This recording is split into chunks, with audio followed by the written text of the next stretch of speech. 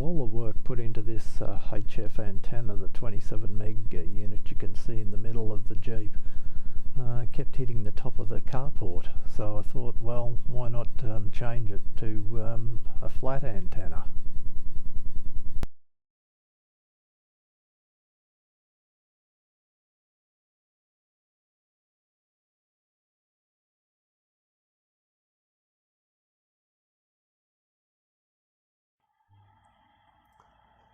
Just had Lewis from Costa Rica on the mobile.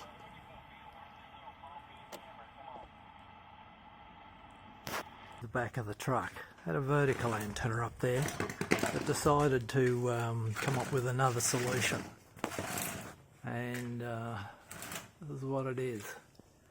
What it's called is a DDRR. Something I've played with for a long time. And that's the general configuration of it there. And we're only putting 12 watts into it, so it doesn't have to be too beefy. But the matching system there, sort of figured it all out. It was a bit of trial and error to try and get it to work. But the amazing thing is, on the Nano VNA in the truck here, it's perfect on 27 megs. I'm down to about less than 2 to 1. No. Yep. Can't get much better than that. Although that's not, it's actually about a bit less than 2 with the actual input before I go into the matcher here. But that matcher pulled it down to there, but I could still run it without the matcher. But the incredible thing is, check out about 40 metres, that spur on 40 metres there. And if we go to on the Nano, move it across to 40 metres, look at that. Come on, clarify, you stupid thing, and we can get it better than that. Oh, wrong way.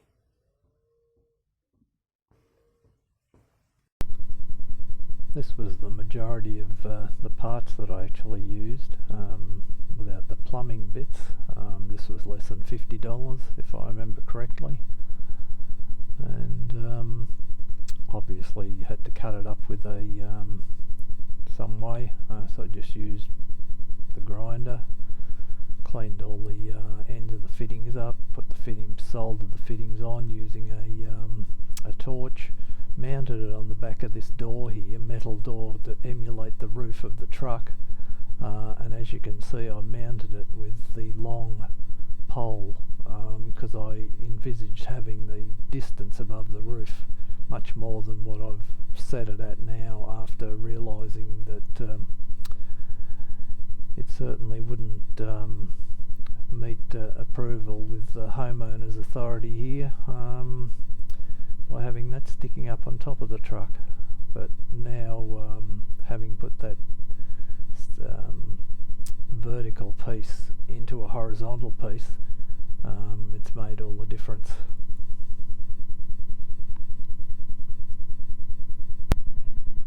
Initially, when I was starting to work on this, I actually thought that I might use someone else's sort of design that was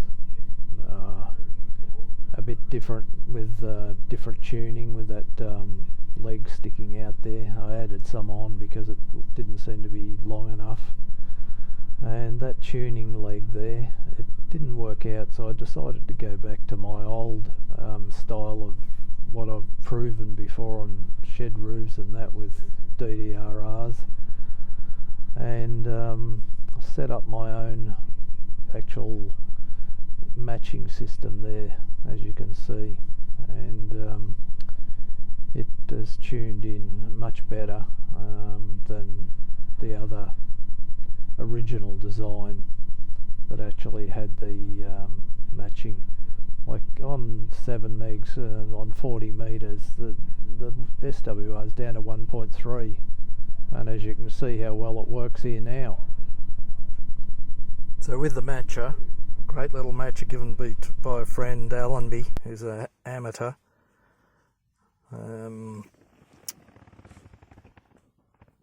Which I aim to be sometime when I get round to it. That's on 40 metres. Look at that. Well, geez. Well, it's 380, but yeah, I can go down and I can get it right down there. So that antenna I can use on 27. Of course, it's a bit out of whack there now. But with the matcher, with 27 and 40 metres, awesome. So I'm going to try my little Jupiteroo on there at the moment and see on 40 and see if we can get something. It's Ross. Very pretty little, what used to be when I was there. This is actually going through the matcher I have on the DDR on the truck. Years ago. May have grown by now. Who knows? It used to be a very pretty little village hamlet type thing. And this bridge, fair dinkum. When you consider that they put it up in the... Don't get any display of the signal strength on the screen, but the audio and everything coming through is loud and clear usually. Absolutely incredible, mind-boggling. They still use it. It's still in use.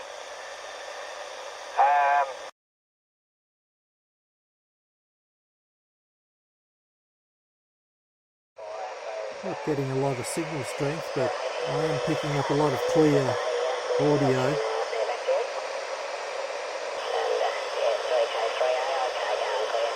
I heard Queensland before.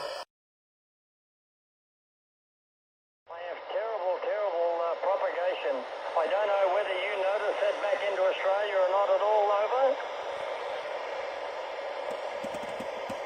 Someone in New Zealand talking to an Aussie, V Kate, can't hear him.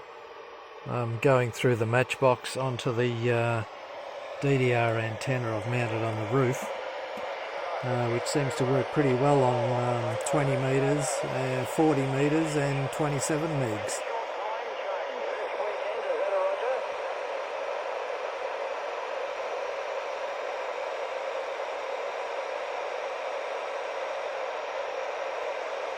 So pretty pleased with the work I put into it.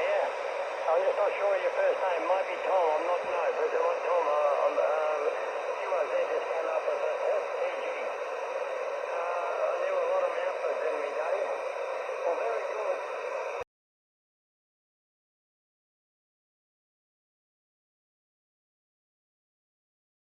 These have 10 years manufacturer experience on them. So if you heat them up for as long as you can, they'll last a long time. These tubes I got in here are 6 years old, Wilbur. This guy's booming in.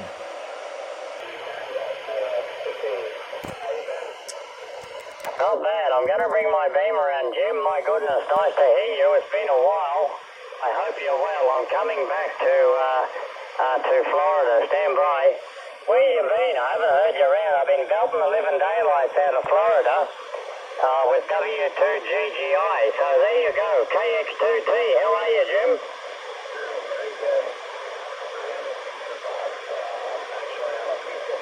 KX on the DDR on the Jeep roof. As you can see and hear from the previous videos, it certainly seems to work pretty well. Being flat side probably makes it a bit better for DX as well, because it probably has some horizontal component on there, but it is purported to actually radiate and receive as a vertical does, and I've used it in place of vertical here, I suppose. But just testing it there with the dummy load and just checking to make sure that the cables and everything is all good through there, and that stray clamp there, I'll be taking that off, and there it's all pretty much finished and sealed up, so water can't get into the different connectors at there. this is back on 27 megs again, and that's managed to pull it right down there on the switch box, so not really a problem at all. This is on the DDRR on the roof of the Jeep.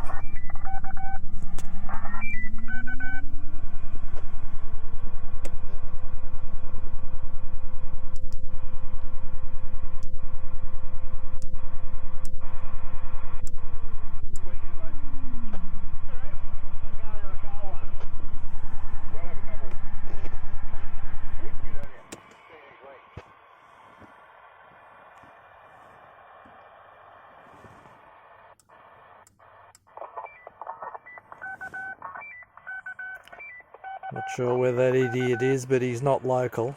Putting in a pretty good signal. That of course is local on the UHF below there. We've got a repeater on channel 7. But yeah, not sure what the story is there on 35, usual rubbish. Yeah, I get it. It's okay. We'll just sit back on the side. Enjoy. I'll see ya. I think that's... Let's go to 37. Actually 38. good idea. Get off this rubbish channel.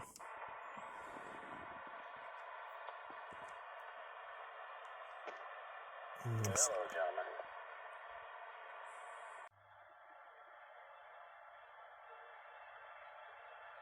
He's in California. I don't hear Mother Nature's cutting his lips off. Bum. And 732. You can't cut my lips off. Hey, if you want to cut my lips off, you gotta get on that plane. And the planes ain't flying right now. There's a lot of cancellation. So anyway, hey, tits and bears, bum.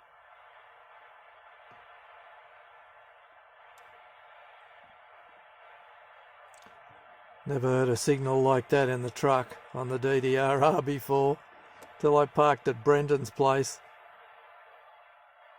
That's right. Hey, I look best with purple lipstick. He's coming in full strength just before. Bum. Triple X with purple lipstick. Bum.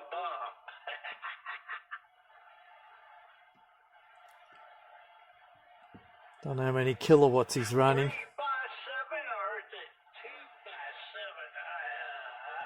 don't know.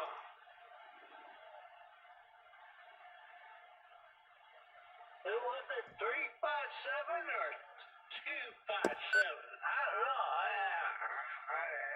hear a lot of voices in my... I'm getting so confused.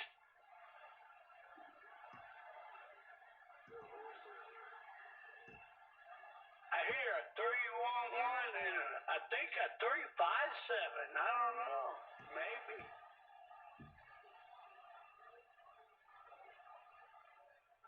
Hey, 311. Bum. Tits and bears.